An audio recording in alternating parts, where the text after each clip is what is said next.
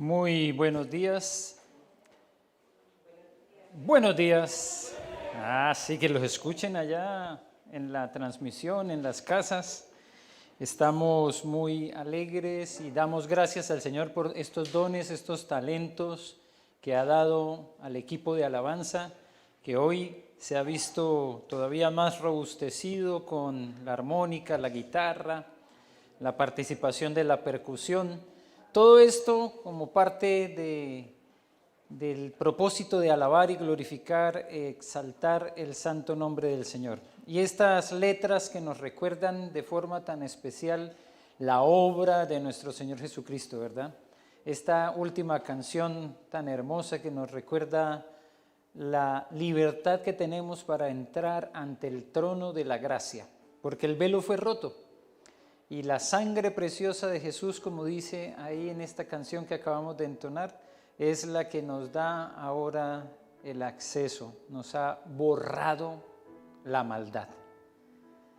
Tremenda canción y gracias al Señor por el equipo de alabanza que nos guía para a través de estas letras dar honra y gloria al único que la merece, a Jesucristo el Señor, a nuestro Salvador, de quien seguimos hablando y de quien seguimos predicando, ¿cierto? Porque cada una de las predicaciones tiene que tener como base fundamental a nuestro Señor Jesucristo.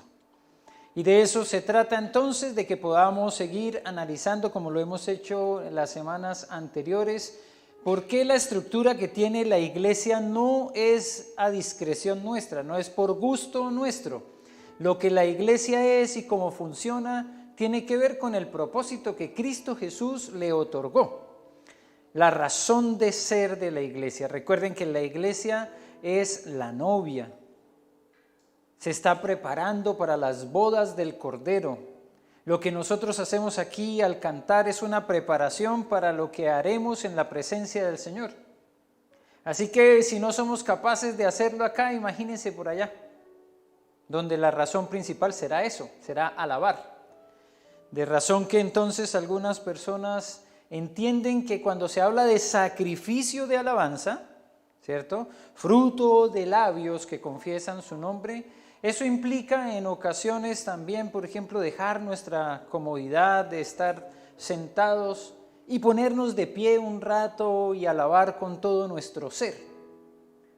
De ahí que también a quienes están en sus casas siempre les animamos a que salgan de las cobijas, que no se queden allí en la cama, sino que por lo menos encuentren un lugar apropiado, puede ser en el living, en la sala, de donde puedan tener la disposición y salir un poco también de ese espacio de comodidad que es la cama. Claro que sí, muy rico poder estar en la cama, y algunos vieron como una gran ventaja cuando llegó este tema de la pandemia y que estuvimos transmitiendo, el poder ver el servicio en situaciones muy cómodas, pero también les animamos constantemente a salir de toda esa comodidad que a veces nos afecta harto, porque dejamos de ver el Evangelio como muchas veces nos transmitieron aquellos que nos antecedieron, como una lucha.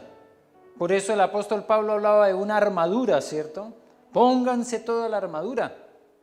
Es para enfrentar una batalla. Uno no se pone una armadura solamente para ir a cocinar, aunque algunos de nosotros con los fritos queremos ponernos ciertamente un escudo, ¿cierto? Cuando viene el frito, salpica.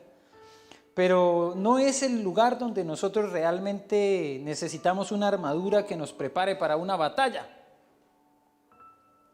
El apóstol Pablo nos recordaba entonces que la lucha espiritual se enfrenta con fe, se enfrenta con el Evangelio, calzados con el Evangelio, se enfrenta con la oración, se enfrenta con la espada que es la palabra.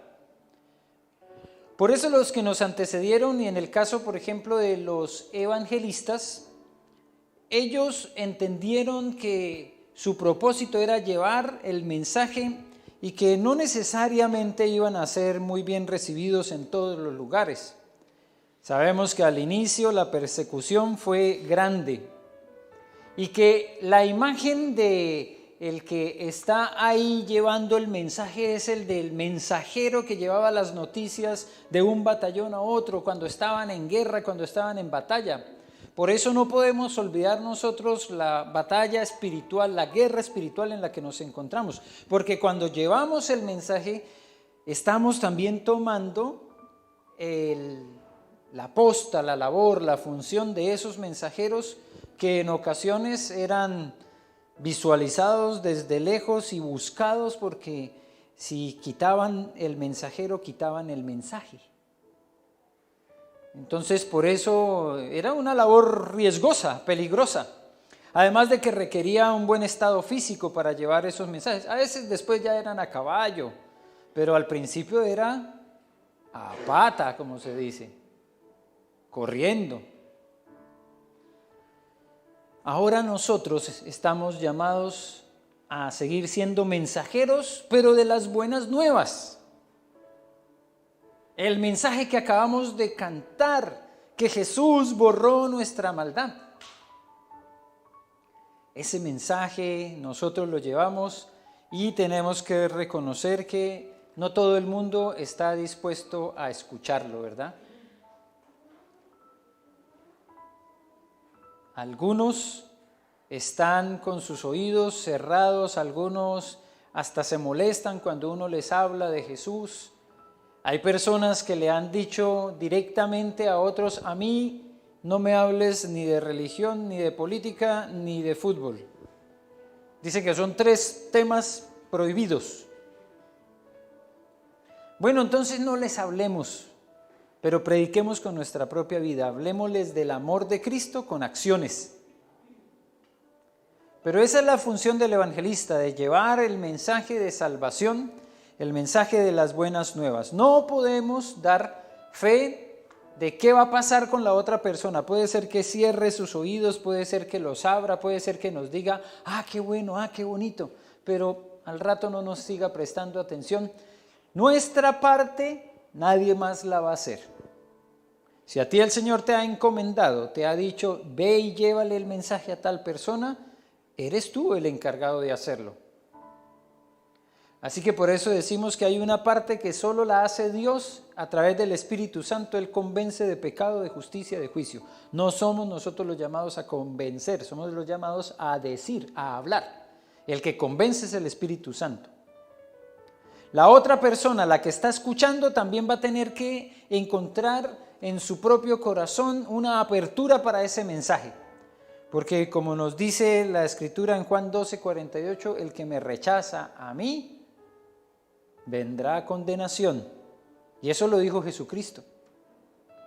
También cuando Jesús mandó a los discípulos, les dijo: vayan, entren en las aldeas y donde los reciban, digan paz a esta casa. Prediquen la palabra. Pero si en algún lugar no los reciben, sacúdanse el polvo de sus pies. ¿Qué significaba eso? Deslíguense ustedes de la responsabilidad. Eso es lo que hace uno con: yo ya hice mi parte, ya vine y les prediqué, ahora ustedes tienen que tomar la decisión. Eso era lo que significaba que Jesús les dijera: sacúdanse el polvo de sus pies, para que estos discípulos que estaban predicando no se quedaran con el pensamiento: ay, pero no me recibieron, ay, se van a condenar, y se lleven la carga en su corazón de que no lo recibieron. No me recibieron, no es a mí al que están rechazando a Jesús. Así que nosotros debemos hacer nuestra parte. La otra persona tendrá que hacer su parte y Dios siempre va a hacer su parte. Pero atención, porque cuando el Señor te ha llamado a hacer tu parte, algunos van a escuchar: bien, buen siervo y fiel, entra en el gozo de tu Señor. Y otros van a escuchar: siervo necio y negligente. Lo que te di, no lo aprovechaste. Te di dones, te di talentos, te di oportunidades, no las aprovechaste. Así de sencillo es. La palabra del Señor nos dice que cada uno de nosotros va a tener que estar delante del trono y escuchar también el resultado de lo que ha sido nuestra vida. Qué bueno que nos podamos presentar y escuchar: bien, buen siervo y fiel. ¿Verdad? Buenas palabras, bonitas palabras. Anhelar, escuchar de parte del Señor ese saludo especial está bien. Y hace parte de lo que significa cumplir con la labor de iglesia. Que los apóstoles hicieron su parte, claro que sí. Ellos, además de ir y predicar la palabra, además de entregar sus vidas, se nos dice que de los 12 solo uno murió de viejito, los demás murieron de diferentes formas trágicas. También los profetas vinieron y dieron el mensaje y quedó escrito. También compartieron el mensaje de salvación y los evangelistas hicieron su labor, y nosotros hoy tenemos también los 4 evangelios que nos ayudan a poder compartir el mensaje, complementados los unos con los otros. Algunas personas dicen: ¿y dónde leo sobre Jesús? Pues ahí están los evangelios. Algunos hablan desde el nacimiento, otros, como Marcos, ya empieza un poco más adelante. Algunos hablan hasta de las genealogías de todos los antepasados de Jesús. Algunos fueron tan meticulosos como Lucas, que dio claves de la fecha, ¿cierto? Después se enredó un poco la cosa cuando algunos quisieron ponerle calendario a la humanidad, y entonces dijeron: no, este tuvo que haber sido el año 0, porque de acuerdo a lo que dice la Escritura, más o menos han pasado tantos años de allá hasta acá. Pero ahí hubo un desfase, unos 3, 4 años, donde la persona encargada de tomar la fecha olvidó que Lucas había dado claramente una muestra de saber cuál era la fecha: cuando había un gobernador, cuando había un César. Esos 2 puntos eran claves para tomar la fecha 0. Así que cuando la gente se volvió loca, llegó el 2000, el Y2K, se va a acabar todo. El 2000 había llegado hace rato. Hacía como 3 años, porque las fechas solo las conoce el Señor, el momento lo sabe Él. Nosotros nos preparamos a veces para el fin del mundo, y atentos con los que se están preparando para el fin de Santiago por la falla de San Ramón. No, los estudiosos, los geólogos pueden hacer ciertos cálculos, pero por encima de Dios no hay nadie. Así que estemos preparados, porque el día vendrá y Jesús volverá, y nosotros, espero, estaremos haciendo la parte que nos corresponde. Qué bueno que cuando venga el Señor nos encuentre apercibidos, como dice la Escritura, y haciendo lo que Él nos llamó a hacer. Por eso el apóstol Pablo nos dio unas claves de cómo se estructuraba y cómo funcionaba la iglesia, y nos dijo que habían 5 ministerios que habían formado parte de lo que es la misión de la iglesia: apóstoles, profetas, evangelistas y pastores. Hoy vamos a hablar de los pastores, porque el mensaje que fue transmitido por este líder en ese momento de la iglesia, ¿cierto?, el apóstol Pablo, sigue teniendo vigencia hoy. Y todavía hoy hablamos de la existencia de los pastores, pero necesitamos entender algunas de esas funciones, la razón de ser de que haya este liderazgo. Y por eso les invito a abrir en sus Biblias, y nos vamos a ir al Antiguo Testamento, porque es en el Antiguo Testamento en donde nosotros encontramos base para la figura de los pastores. En Jeremías capítulo 23, los pastores entonces aparecieron no como algo espontáneo, sino que ya se hablaba de los pastores del pueblo de Israel desde el Antiguo Testamento. Entonces, cuando en el Nuevo Testamento los apóstoles, los que pusieron el fundamento, hablaron de pastores, ya había una idea dentro de los escuchas, de los auditores, de lo que significaba un pastor. Así que en Jeremías capítulo 23 vamos a leer del versículo 1 al 6.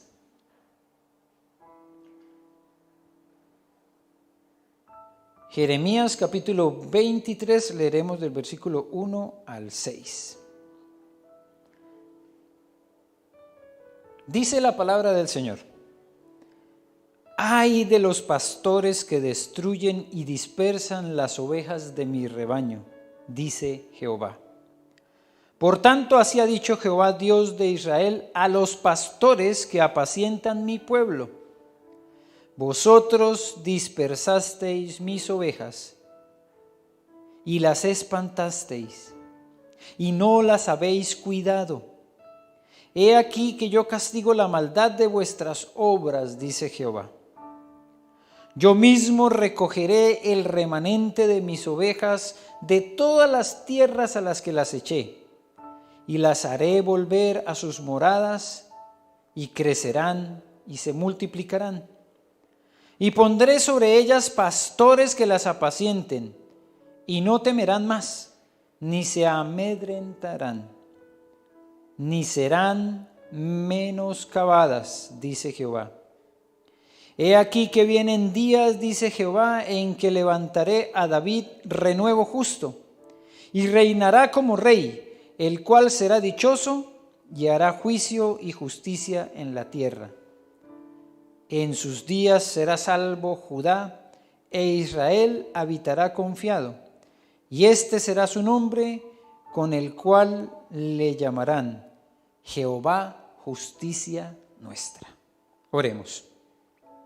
Bendito Padre, te alabamos, te bendecimos, te damos gracias por esta palabra. Aquí hay un mensaje dirigido a los líderes del pueblo de Israel, el pueblo del cual el Señor hace memoria, el pueblo del cual la palabra, la Biblia nos habla y nos dice que todo lo que sucedió con ese pueblo es ejemplo para nosotros, que debemos sacar enseñanza de lo que pasó con ese pueblo, el pueblo de Israel. Así que ayúdanos a entender este mensaje y cómo lo comprendemos hoy, cómo lo aplicamos hoy, cómo lo ponemos en práctica hoy, porque de allí necesitamos sacar nosotros enseñanza. Gracias por tu presencia, por tu Espíritu Santo y por la oportunidad de estar reunidos hoy en tu nombre para alabanza de tu gloria. En Cristo Jesús oramos. Amén y amén.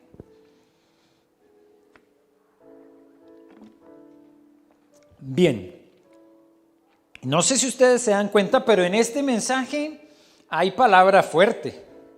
Desde el primer versículo hay un ay. Cuando se habla de los ayes, no es ay con H, sino es solamente AI.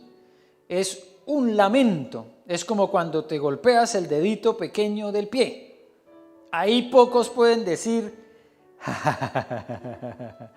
¿cierto? Que es un ay, ay, ay. ¿Y cómo duele, cierto? Duele harto.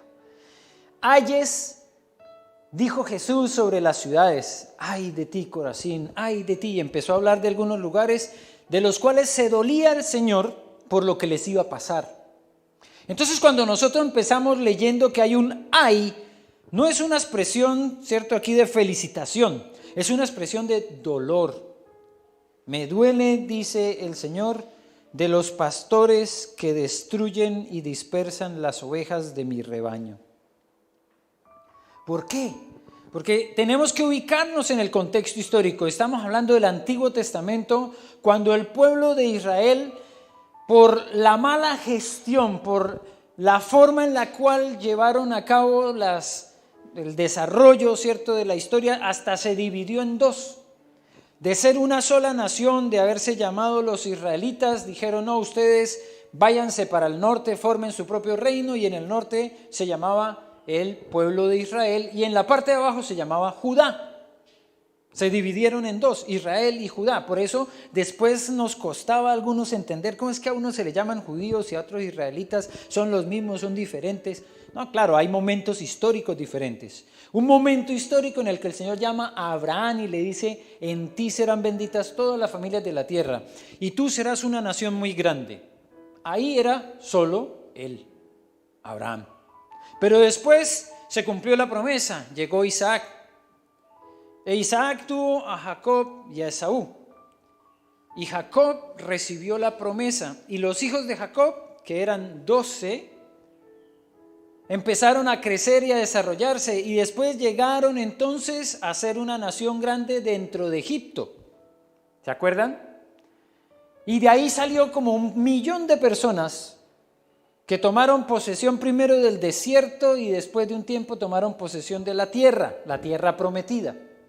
Y ahí, como estaban divididos en 12 tribus, que eran los hijos de Jacob, que después se llamó Israel, entonces se les conoció como los israelitas, porque eran una sola nación dividida en familias. Pero pasó muy poco tiempo en que ya no les gustó estar como una sola nación, se dividieron y entonces había rey en el norte y había rey en el sur, había rey en Israel y había rey en Judá. Cuando ustedes leen el libro de Reyes o Crónicas, escuchan ahí que dicen del rey de Israel y el rey de Judá, y uno como que se confunde, pero ¿no eran lo mismo? Fueron lo mismo, pero se dividieron. Y así como se dividieron, también se dividieron el liderazgo espiritual. Y el primero de los que debía encargarse de proteger la espiritualidad era el rey. Pero hubo reyes en el norte y reyes en el sur, es decir, reyes en Israel y reyes en Judá, que se encargaron de hacer lo malo. Algunos empezaron a construir altares a los dioses ajenos, a los Baales. Y eso se convirtió, claro, en un muy mal ejemplo para la comunidad.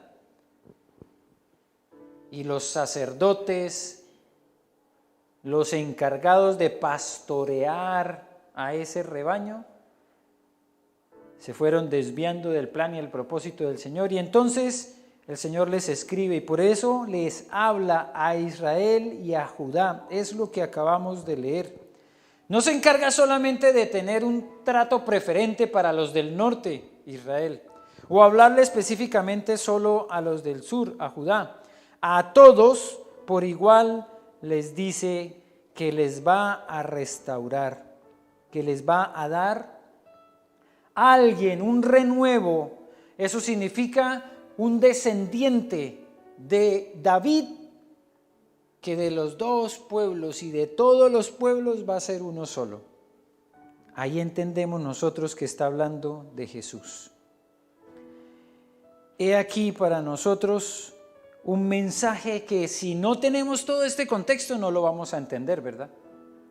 Pero el Señor se encargó de hablarle a este grupo de personas porque claramente tenían una gran responsabilidad, la de cuidar el pueblo de Dios. Cuando en Jeremías se nos dice de las ovejas, no está hablando de los animalitos, está hablando del pueblo. Y nos lo aclara el versículo 1 cuando dice: ay de los pastores que destruyen y dispersan las ovejas de mi rebaño, dice Jehová. No está hablando literalmente solo de esos animalitos, sino que está hablando realmente de un grupo de personas. ¿Quién nos lo aclara? El versículo 2. Por tanto, así ha dicho Jehová Dios de Israel a los pastores que apacientan mi pueblo. ¿Ven? Las ovejas tienen un sentido figurado. Son una imagen de personas. Y el Señor le llama pastores a aquellos que cuidan su pueblo. Vosotros dispersasteis mis ovejas y las espantasteis, y no las habéis cuidado. ¿Por qué? Porque la función de los pastores ya estaba clara. Sí, era una gran responsabilidad, pero era una responsabilidad que se asimilaba a la que tenían los pastores que sí cuidaban ovejas. Uno de los pastores más famosos que cuidaba ovejas fue el rey David. Y miren lo que dice el rey David de la labor que significaba cuidar ovejas. David respondió a Saúl: tu siervo era pastor de las ovejas de su padre. Y cuando venía un león o un oso y tomaba algún cordero de la manada, salía yo tras él y lo hería y lo libraba de su boca. y si se levantaba contra mí, yo le echaba mano de la quijada y lo hería y lo mataba. Vea la función de un pastor de ovejas. A veces uno lo ve como fácil, ¿cierto? Ahí con un palito. Pero esto nos muestra la gran responsabilidad que había en cuidar ovejas. Cuando nosotros vemos, por ejemplo, que David, que era un jovencito, se enfrenta a un gigante Goliat, uno dice, estaba loco. Pero él iba y sabía claramente que el Señor lo había encomendado de enfrentar a ese gigante con la sabiduría que el Señor le había dado a través de la labor de ser pastor de ovejas, porque no era fácil. Lobos, coyotes y, como nos dice este texto, leones y osos estaban al acecho. Y lo que hizo David con la honda, ¿se acuerdan? Que no era una moto, sino era la honda que lanzaba rocas. Sí, porque algunos se confundieron. El primer accidente de tránsito fue cuando mató Goliat. No fue un accidente de tránsito, fue una honda con la cual le lanzó una roca, y no era cualquier roca, eran rocas lisas, filosas. O sea, lo que hizo David no fue a la deriva, no fue a la suerte, no fue a ver si le achunto. No, él sabía lo que estaba haciendo porque había sido preparado en la función de pastor, de lo que significaba cuidar las ovejas y la gran responsabilidad que había. Así que cuando el Señor le dice al liderazgo, ustedes son los pastores de mi rebaño, de mi pueblo, la imagen que hay ahí no es liviana. No era una función menor. Implicaba de todas maneras un gran compromiso. El compromiso, por ejemplo, de David de ir y perseguir al león, perseguir al oso y arrebatarle el cordero de sus fauces. Y miren lo que dice, y si se levantaba contra mí, ya no contra la ovejita como que era más fácil que se la llevara el león, ¿cierto? Pero él dice, y si se levantaba contra mí, yo le echaba mano de la quijada y lo hería y lo mataba. Era tremendo ese David, ¿no? O era tremendo o era exagerado, una de dos. Pero lo que está planteando aquí es que no era, ¿cierto?, cualquier cosa para él enfrentarse a un león, a un oso. Y de ahí saca la imagen el Señor de lo que es la función de los pastores. Nos dice la Escritura que esto, que son las figuras literarias que utilizaron los escritores bíblicos, nos ayudan a comprender mejor. ¿De qué se tratan las figuras literarias? Por ejemplo, esto que estamos tratando de entender es la comparación, el símil que hay entre un pastor de ovejas y un pastor de personas. Y eso para nosotros tiene que quedar claro, son figuras literarias, formas en las que nosotros tenemos que comprender el mensaje. Por ejemplo, la poesía con la que está escrita la Biblia es una figura literaria que, por ejemplo, a veces utiliza hipérboles, exageraciones. Pero no podemos en esa exageración tomarlo tan literal, porque, por ejemplo, cuando el pololo le dice a la polola, te voy a bajar las estrellas del cielo, y la chica se queda esperando a ver en qué momento cae por ahí un lucero. No es literal, ¿cierto? Pero la chica en el romanticismo dice, ¡ay, mi príncipe! ¿Cómo es de romántico? Es un lenguaje lindo, ¿cierto? El lenguaje poético, pero no podemos tomarlo literal. Pero esto es otra forma de comprender el mensaje, cuando nosotros entendemos que el Señor no estaba hablando de pastores que cuidaban ovejitas, animalitos, sino que está enviando un mensaje a personas que cuidaban otras personas. A liderazgo encargado por Dios para el cuidado del pueblo. Y esos líderes tenían nombres, eran los sacerdotes, eran los levitas. Pero tremendo, no eran solamente ellos, también los reyes tenían el llamado a cuidar a su pueblo. Eso es lo que el Señor les está recriminando cuando les dice, ay de ustedes que los envié a cuidar, pero no lo hicieron. Miren lo que dice, se me pasa de a dos a veces. en el segundo libro de Samuel, capítulo 5, versículo 2. Y aún antes de ahora, cuando Saúl reinaba sobre nosotros, ¿se acuerdan de Saúl, el rey, el primer rey? Después de él vino David, Salomón. Eras tú quien sacabas a Israel a la guerra y lo volvías a traer. Además, Jehová te ha dicho, tú apacentarás a mi pueblo, Israel, y tú serás príncipe sobre Israel. La función del rey también era cuidar al pueblo, apacentar al pueblo. Hoy nosotros vemos que esa función también debería desarrollarla, por ejemplo, la primera autoridad de un país. La función primordial de un presidente de una república es cuidar al pueblo. Y por eso, dentro de esa estructura política que nosotros tenemos, por ejemplo aquí en Chile como república, tenemos un Congreso que está ejerciendo una función, ya que un país, una república, tiene una división de poderes, el ejecutivo, el legislativo, el judicial, y cada uno cumple una función. Entonces el legislativo, cuando ve que el presidente no está cumpliendo la función, le pone una acusación constitucional. ¿Le suena ese nombre? Famosa por estos días, ¿verdad? El legislativo hizo una acusación porque el presidente, que es el director del ejecutivo, del poder ejecutivo, no estaba cumpliendo su función según ellos. Porque primordialmente de eso se trata la figura presidencial, y de eso se trataba la figura del rey, de que cuidara del pueblo, de que lo protegiera, que buscara el bienestar común. Ahora, esto tenemos que nosotros decantarlo muy bien. No siempre el pueblo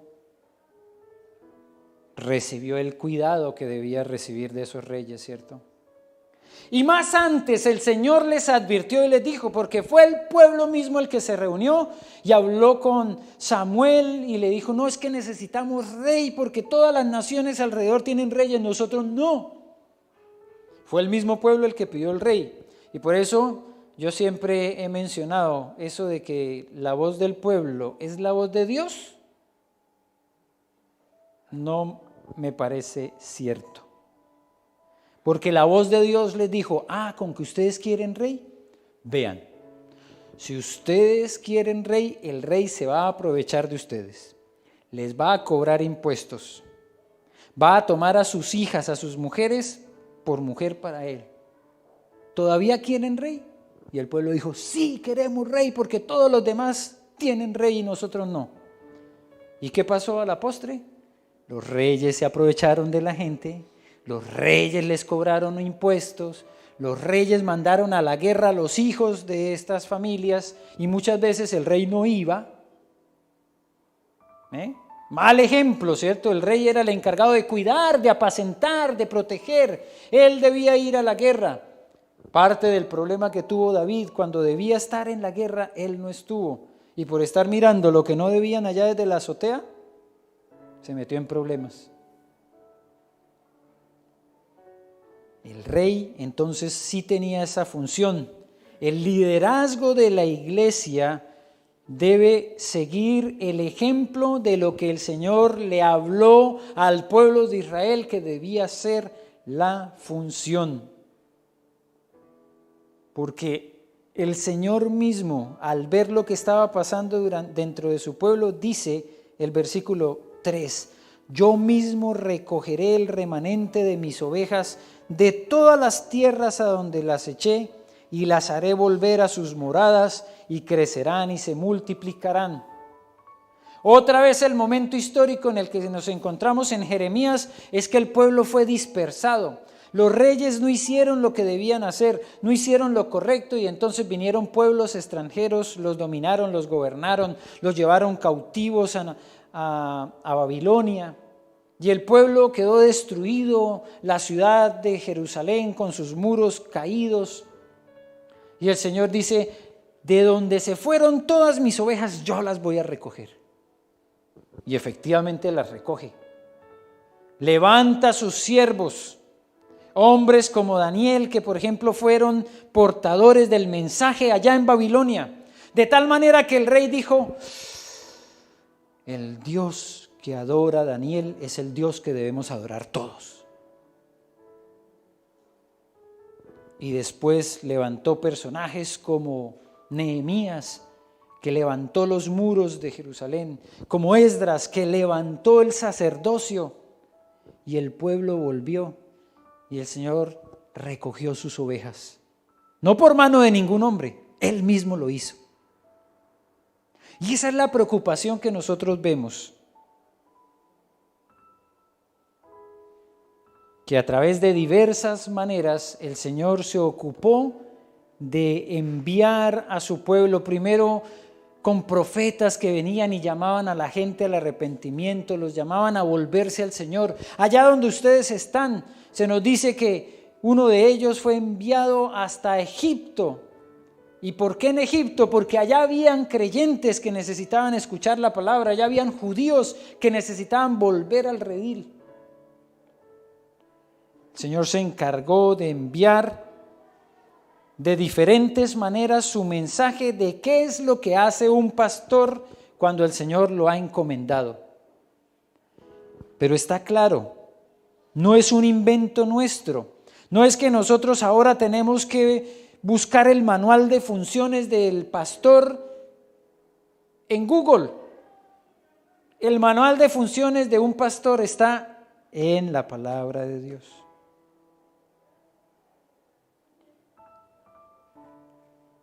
Cuidado y protección.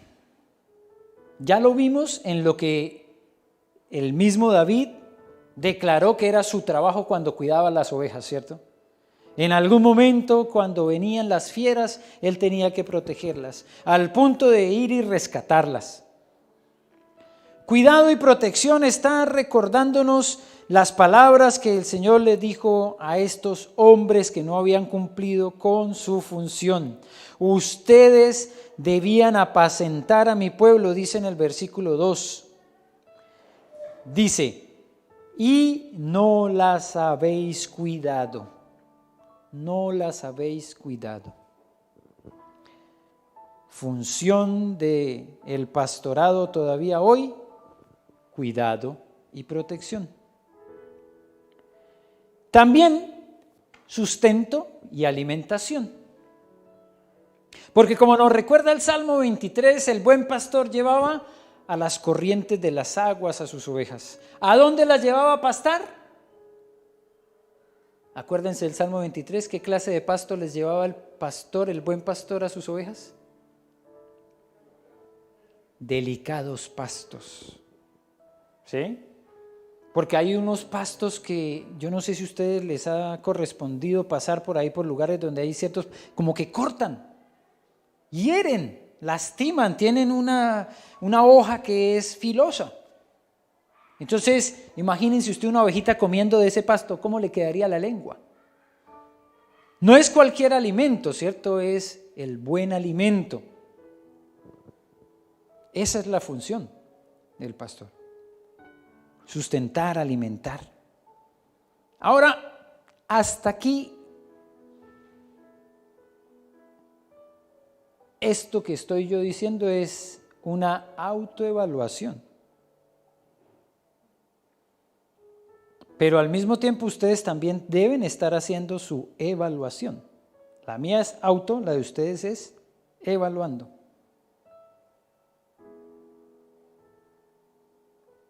¿Cómo está cumpliendo la función su pastor? ¿Qué tanto de esa imagen que tenemos desde el Antiguo Testamento de cuidado, protección, sustento y alimentación ustedes están obteniendo de su pastor?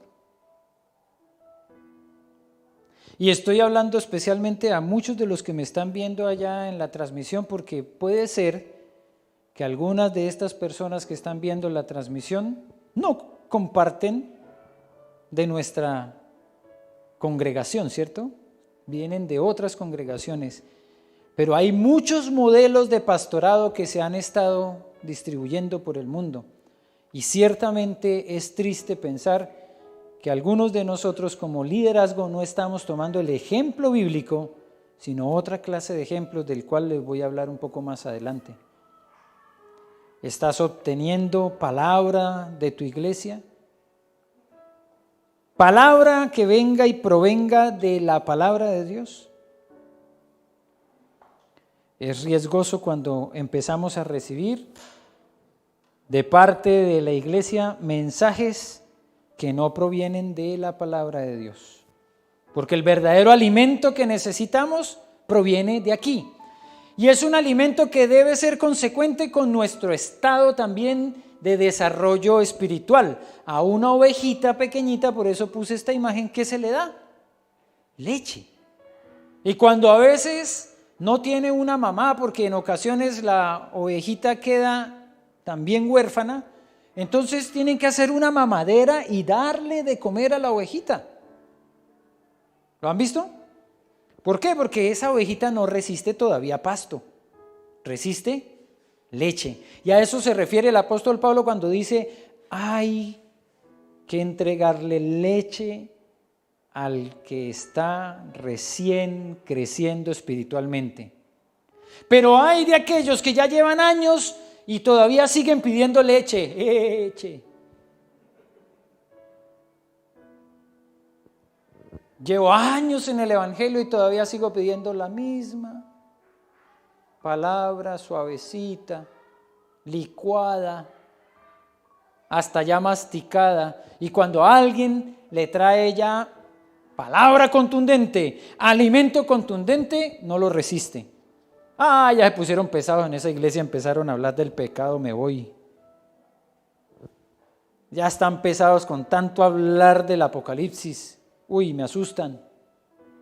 Hay personas que no han resistido el mensaje, pero ya deberían resistirlo. El apóstol Pablo les dijo, ustedes ya no son bebés, ya no son niños espirituales, tienen que empezar a recibir también la vianda. Pero ciertamente hay un momento para la leche. Tú no puedes tomar a una persona que recién ha reconocido a Jesús como su Señor y Salvador e inmediatamente ponerlo en un curso sobre el Apocalipsis. Se va a asustar, se va a escandalizar y no va a entender nada probablemente. Pero sí puedes empezar a darle sustento, alimentación adecuada a su desarrollo espiritual. En ocasiones, el pastor de las ovejas también tenía que ungir con aceite a sus ovejitas cuando se les enredaba la lana, cuando tenían una herida, cuando estaban enfermas. ¿Saben qué? Hasta la palabra del Señor nos dice que hay un momento para que el liderazgo de la iglesia unja con aceite. Vaya, acompañe, ore, asista en los momentos difíciles también a las ovejas. Esta es la imagen del liderazgo que nosotros tenemos en la Escritura para la iglesia. Otras formas, otras maneras, lamentablemente se han acogido por costumbre, pero no me está pasando. Pero no porque la iglesia lo haya planteado así. Cuando tú pones liderazgo en el buscador de Google y yo hice el ejercicio, aparece esta imagen. ¿Qué ven de raro ustedes en esa imagen? Ayúdenme, por favor. La idea es que compartan un poco sus impresiones de esa imagen. ¿Cómo les parece esta imagen y lo que refleja sobre el liderazgo?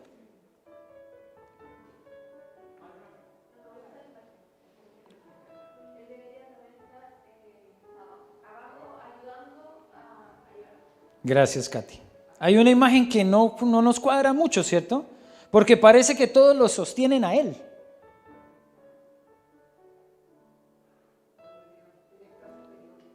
Está superior, gracias Elo, está superior, está por encima de los demás. Pero claramente no es la imagen que vemos nosotros en la Escritura. No es de un mandamás, no es de alguien que está solamente diciendo, haz esto, haz lo otro. O como podría haber sido otra imagen que también estaba ahí como que reverenciándolo porque él es el líder. No es así. Esta es la imagen del pastor. Así fue como el Señor Jesucristo le dijo a sus discípulos que debían comportarse con los demás.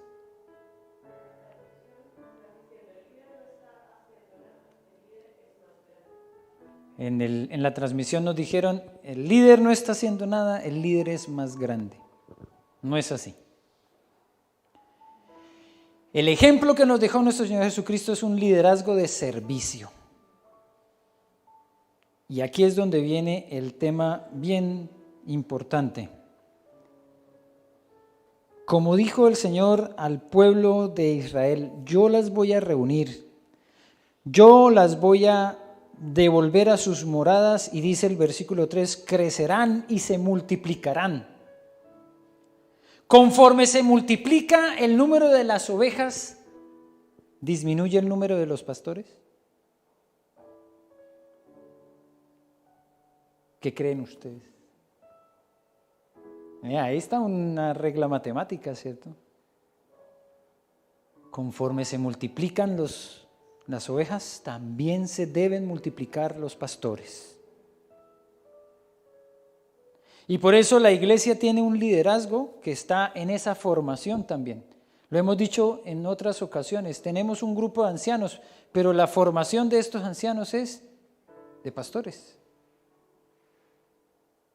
El mismo término que se utiliza para pastores, para obispos, también para supervisores, es el que define la función de los ancianos en la iglesia.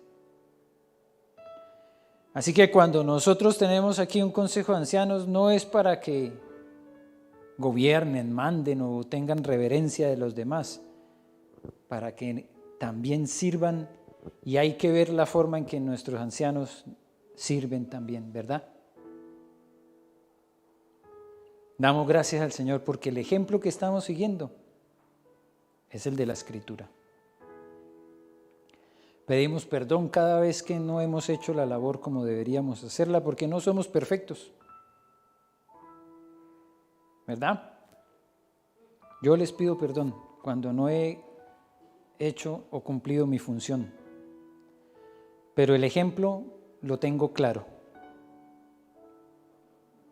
Este es el buen pastor, el que dio la vida por sus ovejas. Claro, lo tengo muy bien, no soy el buen pastor yo. Él es el buen pastor. Y nos da ejemplo para que nosotros también pastoreemos a otros. Y aquí es donde está lo más importante. El pastor no es un título, es una función. Y dentro de la iglesia cada uno de nosotros tiene oportunidades de proveer sustento, cuidado, protección, alimentación, sanación por otros. Estoy completamente seguro que el Señor ha levantado de aquí no solo uno, sino muchos pastores, pastoras que cuiden, que sustenten, que acompañen, que apoyen a otros, a amigos, a familiares, a vecinos, a compañeros de trabajo. Ustedes, en la medida en que van creciendo el pueblo de Dios, tienen que también crecer como pastores. Porque es imposible para una sola persona cuidar a más de 25 personas.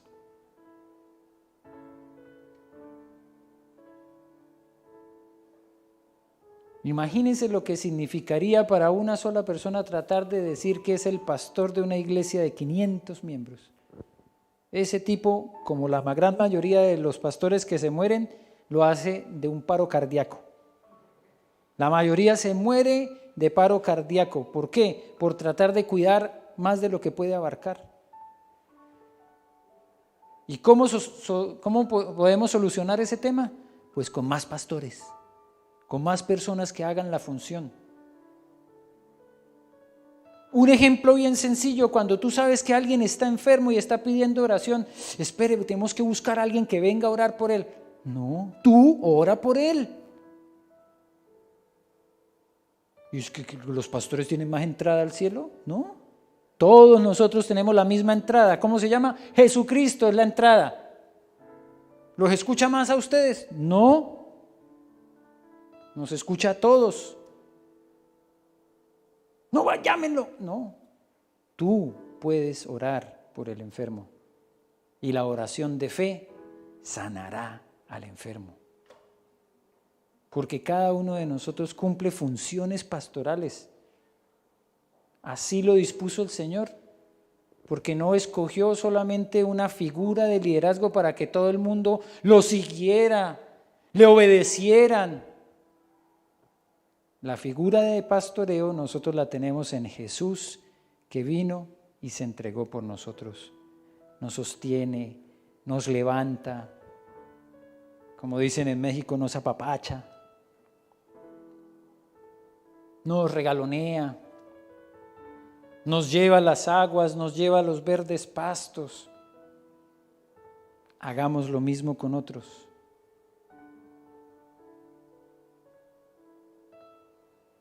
Cumplamos la función, porque este mundo sí que lo necesita. Hay mucha gente que está necesitando llegar a las aguas de reposo que el Señor les tiene. Y cada uno de nosotros cumple una función en las manos de Dios. Hagamos nuestra parte, que solamente Dios va a hacer la de Él. Y con seguridad la otra persona tendrá que hacer su propia parte. Tú no puedes hacer lo del otro. Esa persona recibe el pastoreo del Señor Jesucristo o no. No los rechazan a ustedes, no nos rechazan a nosotros, rechazan a Jesús. Padre, te damos gracias por este mensaje, por este maravilloso recordatorio de la razón de ser del pastoreo en la iglesia. El por qué todavía necesitamos del pastoreo, pero especialmente del tuyo, del buen pastor. Gracias, Señor, por este maravilloso mensaje que nos recuerda que no estamos solos, sino que tú mismo te encargarás, como le dijiste a Jeremías, tú mismo te encargarás de recoger tus ovejas. Y damos gracias por tantos pastores en el mundo que cumplen su función, que realmente están haciendo la obra que tú les encomendaste hacer.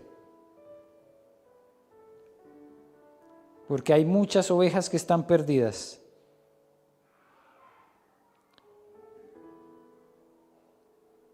Y gracias porque tú nos diste el ejemplo.